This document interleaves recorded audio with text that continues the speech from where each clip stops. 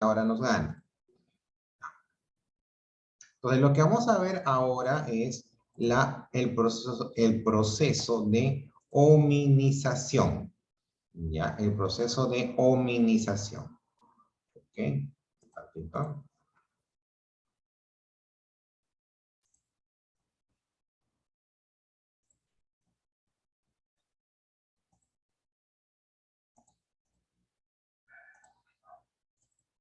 Listo, muy bien. A ver, aquí todos aquí atentos, por favor. Todos aquí atentos. A ver, André, no estás jugando con tus dedos.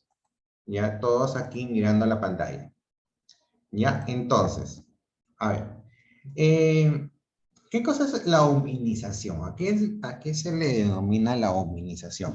Es el proceso de evolución del hombre desde que en este caso empieza a habitar esta tierra. ¿Ok? Más allá de una teoría creacionista, ¿no? Que fue más que todo difundida por la Iglesia Católica de su momento, ¿ya? Los científicos han estado preguntándose, sobre todo tratando de responder estas preguntas. ¿Cuándo empieza, en este caso, ¿cuándo aparece el hombre? ¿En qué momento? ¿Ok? Entonces, no se ha dado, o sea, todavía no se termina de concretar una teoría fehaciente. Hay indicios, sí hay indicios y muy interesantes, ¿ya? Pero en este caso, como toda ciencia, no se termina de llegar a un nivel absoluto. Es decir, hay avances concretos, interesantes, pero todavía falta explorar aún más. Pues eso lo diferencian de otras, de repente, de otros intentos que intentan, mejor dicho, que buscan justificar la aparición del hombre. ¿Ya? La ciencia, de alguna manera, no es, o sea, no te va a decir toda la verdad porque está en esa búsqueda permanente. ¿Ok? Entonces, vamos a ver cuáles son las teorías evolutivas de la vida. O sea, las que de alguna manera explican la aparición del hombre. A ver, por favor, a ver, repito nuevamente. Mientras yo esté... A ver, listo. Vamos a quitar el permiso del micrófono. A ver, nuevamente, para todos en general. Cuando el profesor está explicando la clase, los micros deben permanecer apagados. Si tú quieres pedir al baño o hacer preguntas, pones tu manito de Zoom y yo te voy a dar el pase. Caso contrario, todos escuchando la explicación, porque si tú prendes el micro y se escucha lo que hablas, se escucha tu medio ambiente, se distorsiona la clase y también me distraes. A ver, entonces les decía que vamos a estudiar las teorías que nos explican, que nos hablan el origen del hombre, los primeros años del hombre. Primero tenemos la teoría creacionista, ¿no? En donde la Tierra y cada uno de los seres vivos existen por un creador, debido a un creador, un Dios, ¿correcto? Uno de los grandes defensores de esta teoría es Henry Mason Morris, que es fundador de la Sociedad de Investigación de la Creación, ¿ok? Bueno, en sí es una teoría que ustedes conocen ampliamente en el curso de religión. No voy a dar muchos detalles porque ya ustedes tienen una idea muy fuerte sobre ¿no? lo que consiste esta teoría creacionista. Vamos a la segunda teoría, que es la teoría científica o evolutiva. Actualmente tiene vigencia el evolucionismo. Entre los puntos debatibles de esta teoría está el saltacionismo o el equilibrio puntuado, ¿no? En donde indica que el hombre es fruto de un proceso evolutivo.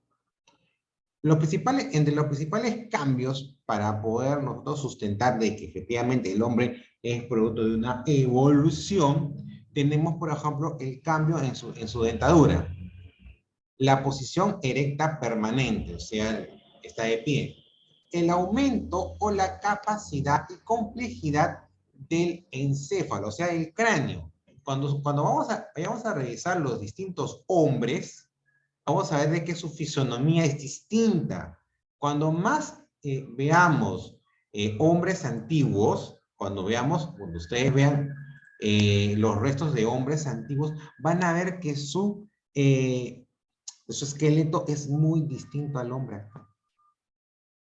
¿Correcto? Entonces, eso nos hace creer de que hubo un cierto tipo de hombre y que a lo largo de los años ha ido evolucionando, ha ido, en este caso, asumiendo o teniendo mejoras en su fisonomía. ¿Correcto? Ya. Ok, vamos con la teoría de Jean-Baptiste de Monnet, o también llamado el caballero de Lamarck. Científico francés que expuso su planteamiento, expuso su planteamiento en su obra Filosofía Zoológica en el año 1809. Sus ideas podemos resumirlas en los siguientes puntos. Primero, todos los seres vivos son productos de la naturaleza, que los ha formado a lo largo del tiempo. O sea, la naturaleza es el campo donde el hombre ha ido desarrollándose poco a poco. ¿Ok? La naturaleza vuelve a empezar cada día formando directamente los organismos más simples, es decir, que sea por generación espontánea. Una vez originados los primeros esbozos de animales y vegetales en circunstancias propicias, la misma vida hace progresar estos organismos hasta formas superiores. Lo que en sí, Baptiste de Monnet, ¿no? Nos hablaba era de que si bien la naturaleza era la que propiciaba la generación evolutiva del hombre, este origen fue, en este caso, espontáneo, o sea, fue del momento. ¿Ok? Porque en este caso, en ese tiempo, en las observaciones que se hacía, se veía de que había, en este caso, fuentes mínimas, organismos mínimos, ¿ok? Que en este caso se generaban sin una razón aparente. Entonces decía, no, entonces el hombre se generó desde microorganismos pequeños, hubo una generación espontánea y fue posteriormente creciendo. Otra de las razones de la teoría de Baptiste de Monnet es el uso frecuente de un órgano. Lo desarrolla y favorece su crecimiento. El desuso de un órgano lo debilita y lo lleva a su desaparición. Todo aquello que la naturaleza ha hecho adquirir o perder se conserva a través de generaciones sucesivas. O sea, las nuevas cualidades que el hombre tiene o pierde, ¿no? Se puede demostrar a través de su generación, o sea, ¿no? Padres, hijos, nietos, ¿no? O sea, son muy distintos. Hay características que los van diferenciando. ¿Ok? Entonces, eso es lo que él dice. El hombre se origina de microorganismos muy pequeños que sean de generación espontánea. O sea, no hay todavía una razón que podamos determinar un nacimiento. O sea, aparecen. Entonces, estos microorganismos van evolucionando, y eso es lo que nos da el hombre. Y va evolucionando, o sea, no solamente un solo modelo de hombre, sino que a lo largo de su generación va adquiriendo cualidades o va, en este caso, perdiendo las mismas. Y eso se puede notar en las características de distintas generaciones. Eso es lo que dice Jean-Baptiste Monnet. Pero ¿qué dice Charles Robert Darwin Whitworth? Y van a escuchar a este señor, ¿ok? Es considerado el padre de la teoría de la evolución. ¿Qué nos dice Darwin respecto a la teoría evolutiva? Dice, ese señor en 1859 publica su obra El origen de las especies. En este libro indica o explica que en el reino de la naturaleza existe una lucha constante por la supervivencia. Quienes sobreviven son los más aptos. Es una frase que hay que marcar, ¿ya? Entonces, eso puede explicar el por qué el hombre a lo largo de distintas generaciones cambia en sus cualidades, tienen cualidades distintas a los hombres originarios. En 1871 publica El origen del hombre y la selección en relación al sexo. Tenemos la teoría sintética o el neodarwinismo, ¿ok? O sea, de alguna manera es la influencia de Darwin. O sea, si bien esa teoría darwinista como tal ya, o sea, tiene ya nuevas versiones, una de ellas, por ejemplo, es el neodarwinismo, ¿ok?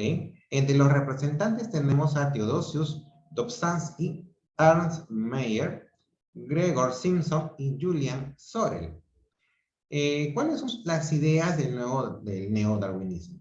Dice, los genes son los elementos determinantes de los caracteres sobre los que actúa la evolución. Las mutaciones constituyen el origen de la variabilidad.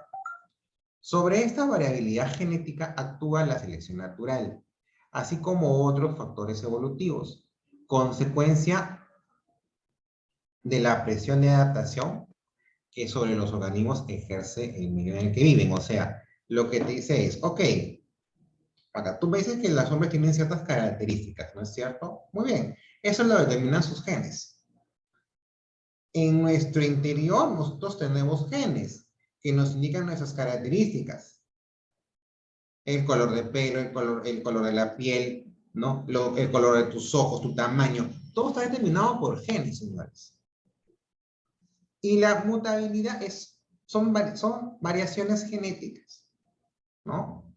Y sobre ella actúa la selección natural. O sea, quienes mejoran su variabilidad, o sea, sus genes, mira, quienes tengan los genes más fuertes son los que sobreviven, en este caso, a toda esta selección natural de la que habla Darwin.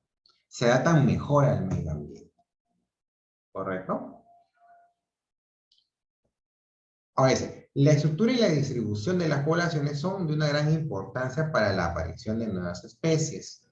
El aislamiento tiene asimismo un papel clave en la especiación o en la aparición de nuevas especies. ¿Ok? Entonces, Darwin nos habla en este caso, de la lucha por la supervivencia. Los neodarwinistas dicen, bueno, de alguna manera las características que obtiene el hombre son a través de sus genes. ¿Ok? Y mientras mejor ellos se adapten a la lucha por la supervivencia, pues en este caso sus generaciones podrán sobrevivir. A ello también hay que sumarle la sociedad en donde viven. Si la sociedad donde viven, en este caso, le da esas opciones de crecimiento, pues mucho mejor será su sobrevivencia. Y también en ese caso, el aislamiento cumple un papel también importante en la generación de nuevas especies. La teoría actual, que procede de la biología molecular, es una teoría neutralista de un japonés llamado Moto Kimura, que planea que la gran mayoría de los cambios evolutivos a nivel molecular son causados por la deriva genética de mutantes selectivamente neutros. ¿Ok? En ese caso, lo que él quiere decir es que todos los cambios del hombre a través, en ese caso, del tiempo, procede de un nivel molecular, ¿correcto? La teoría actual procedente de la paleontología nos habla de un equilibrio puntuado, defendida por los estadounidenses Stephen Gould y Niles Eldredge, que manifiestan que el ritmo de la evolución no es continuo, o sea, no es algo que se da cronológicamente, ¿ok? Entonces, más que todo, son teorías un poquito más complicadas, pero son puntitos que hay que tener en cuenta. Creo que por lo pronto, lo principal e importante es que la teoría científica se basa sobre los conocimientos que aportó Charles Darwin, ¿ok? Que dice que el hombre, en este caso, es el resultado de una lucha constante por la supervivencia y que los más aptos son los que al final logran mantenerse con vida.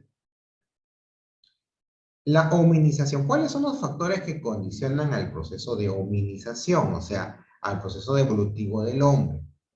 En nuestro camino evolutivo, nos fuimos diferenciando de los simios, debido a que nosotros desarrollamos una serie de características que nos han permitido sobrevivir. Por ejemplo, la posición erguida, o sea, el caminar de pie, caminar bípedo, caminar sobre dos pies, el dedo pulgar opuesto, capacidad de fabricar herramientas y utensilios, y el aumento progresivo en esa capacidad craneana. Si ustedes ven los primeros hombres, van a ver que su cráneo es mucho más pequeño que el actual Homo sapiens sapiens. ¿Ok? Entonces hay una diferencia, por eso que hablamos de un proceso evolutivo. ¿Ya? ¿Cómo ha sido esa evolución? Por ejemplo, tenemos el Purgatorius, que era un pequeño mamífero que, entre otros tantos, sobrevivió a la gran extinción de las especies, entre ellas los dinosaurios, del final de la era mesozoica, hace unos 65 millones de años. Muchos científicos creen que este es el antepasado del linaje que nos condujo a nosotros. O sea, es como que el Profe, precursor del hombre. ¿Sí? este imagen que estoy viendo de Plumatoide es como un mono, pero más gordito, sí, de la época de los dinosaurios. Esta Claro, o sea, pregunta. o sea, nosotros somos, se puede decir, somos el resultado final, ¿no? De todo ese proceso evolutivo. Entonces, por eso que eh, los científicos lo que hacen es ver, bueno, que si nosotros somos el final, ¿quiénes fueron los del inicio? Entonces, según las investigaciones, nuestro linaje empezaría por este ser llamado Purgatorius, ¿ok? Que fue que sobrevivió a la extinción de las especies de la era mesozoica, como por ejemplo los dinosaurios, los famosos dinosaurios que nosotros, nos alocamos, bueno, ellos no sobrevivieron, pero este pequeño ser sí, y es el que parece, es el que da el inicio a nuestro linaje.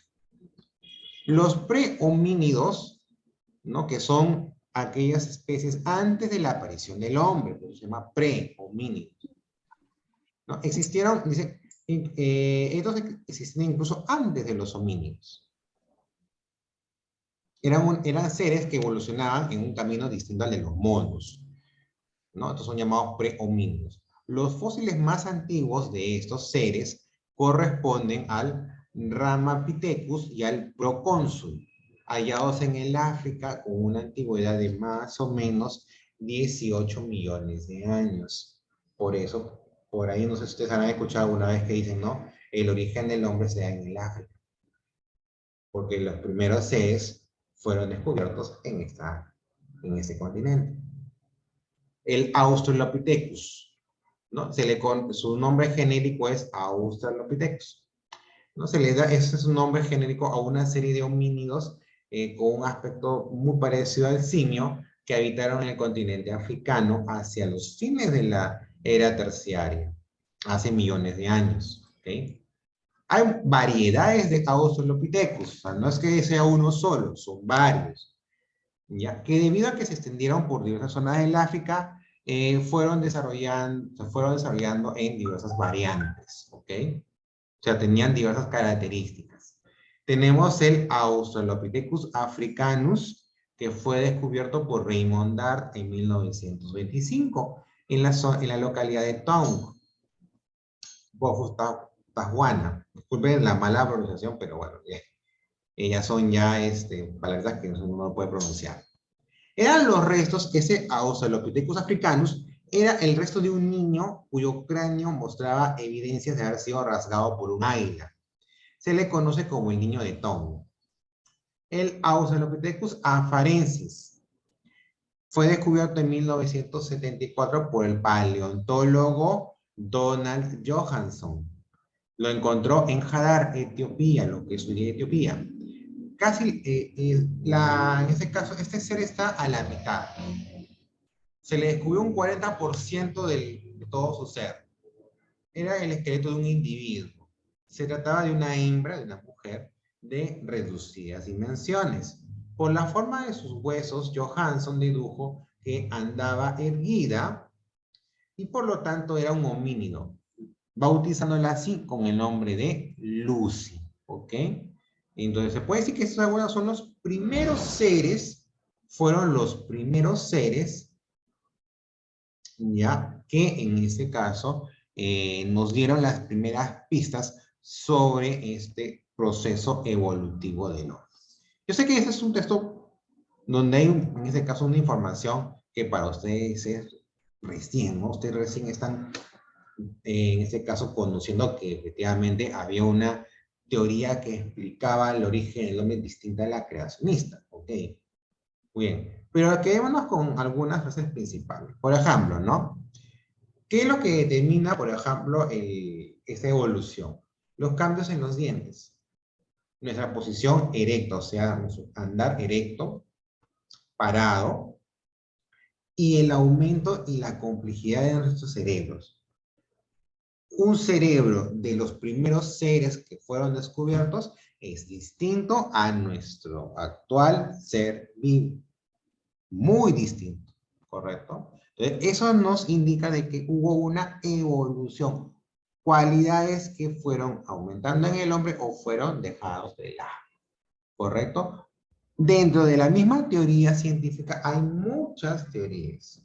Las principales, la de Jean-Baptiste Monnet, ¿no? Que indicaba que el hombre surgía de elementos orgánicos pequeños que se generaban espontáneamente en la naturaleza.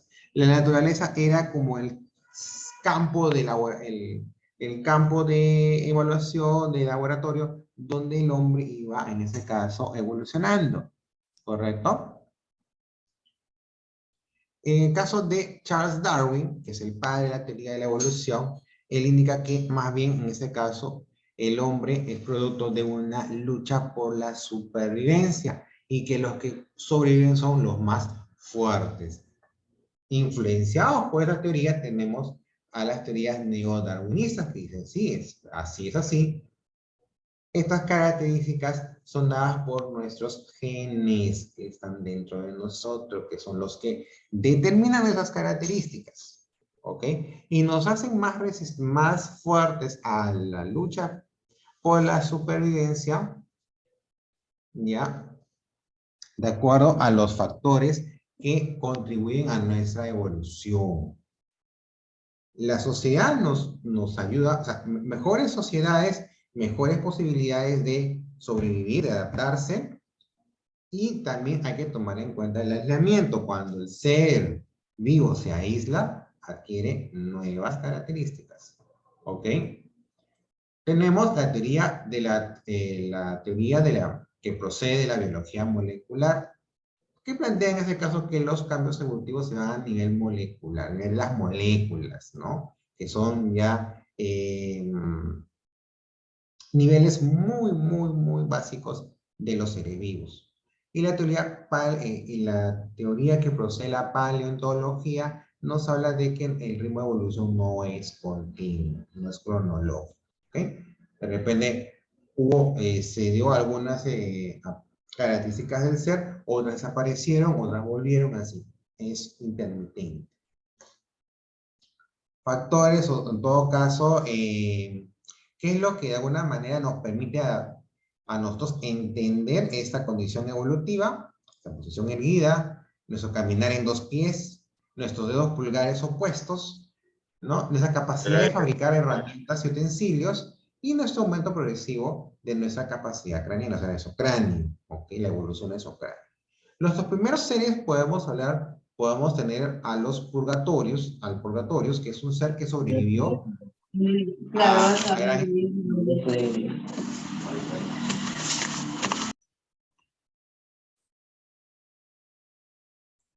¿Ya? El purgatorio es un pequeño ser que sobrevivió a la gran extinción, ¿ya? Donde en este caso sí se extinguieron los dinosaurios, ¿correcto?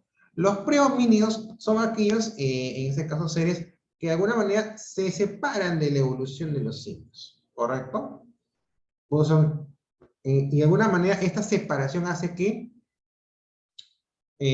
continúe el linaje hacia lo que es ahora el hombre. Tenemos entre los prehomínimos conocidos, tenemos al Ramapithecus y al Procónsul, que fueron hallados en el África. y tienen una antigüedad de 18 millones de años. Los Australopithecus, ¿ok? Son homínidos con aspectos de simio, ¿ok? Que de alguna manera pues habitaron el continente africano a fines de la era terciaria, hace unos más o menos 3 millones de años. Hay variedades de Australopithecus, no solo. Entre los principales Australopithecus encontrados tenemos al Africanus, que fue descubierto por Raymond Dart, ¿no? En la ciudad de Town. Era un niño que en este caso parece que murió, en este caso, por una rasgadura de un águila. Y el Australopithecus afarensis es una mujer de dimensiones diminutas, encontrado por el paleontólogo Donald Johanson, ¿no? Y la bautizó a esa Australopithecus como Lucy. ¿Ok? Entonces, hasta aquí, en este caso, la sesión número 1, ¿correcto? Entonces, no se olviden de desarrollar la tarea, tanto de Historia del Perú como de Historia Universal, que ya está en su plataforma. Las tareas se envían a través de la plataforma. No recibo tareas por WhatsApp, por si acaso, muchachos. ¿Ya? La fecha de entrega de la tarea es el próximo martes. Estamos hablando del martes 29. Está en la plataforma también indicado. Hasta las 23:59. No se vayan a olvidar.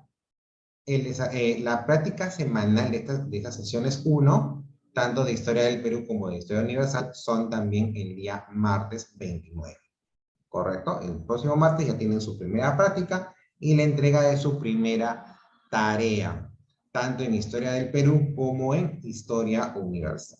¿Correcto? Entonces, hasta aquí las sesiones 1 de ambas materias. Por favor, próximo lunes, 11:50, las clases, y el día martes, la clase de Historia del Perú, la clase de Historia Universal, 11:55. Entren a la hora indicada, ¿ya? Para que en este caso no estén esperando, sino más que todo puedan entrar directamente a la clase. ¿Listo? Entonces no se vayan a olvidar. Reitero nuevamente, esa información la voy a nuevamente a mandar por el grupo de WhatsApp, ¿ok? Tareas, sesiones 1, entrega máximo hasta el próximo martes. Niños, yo no recibo tareas fuera de fecha. Ojo, no recibo tareas fuera de fecha. Solamente hasta la fecha indicada. Y el próximo martes también su prueba semanal. Ya, conmigo será hasta el próximo lunes. Espero que les vaya bien esta semana. Ya, estudien mucho. Nos vemos. Chao, chao.